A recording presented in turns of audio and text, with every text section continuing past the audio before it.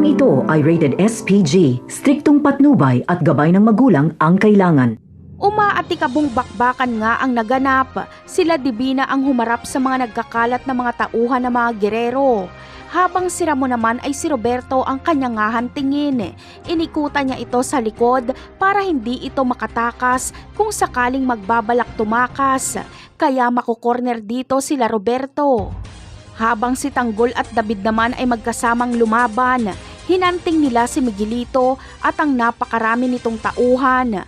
Ayaw na sana ni Tanggol na makialam pa si David, pero ayon kay David ay kung mamamatay daw si Tanggol ay mamamatay din siya.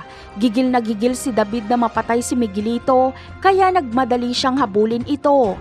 Iniwan niya si Tanggol. Pero sinadya talaga ni Miguelito na magpahabol dahil may patibong siya. Kaya pumasok si David sa patibong ni Miguelito. Dito ay nakorner si David at nahuli siya. Hindi na nag-aksaya pa ng panahon si Miguelito at agad niyang sinaksak si David para tapusin ito. Kaya sa pagdating ni Tanggol ay nadatnan niyang nakahandusay si David at nakatakas na si Miguelito. Galit na galit si Tanggol, labis ang kanyang panlulumo. Kung kailan nagkaayos na sila ni David ay saka pa ito mawawala. Ano kaya ang magiging reaksyon ni Rigor kapag malaman niyang si Miguelito ang sumaksak kay David? Kakalabanin niya kaya ang mga gerero gayong hawak siya sa leeg ni Roberto? Yan ang aabangan natin sa mga susunod na episode. Paalam!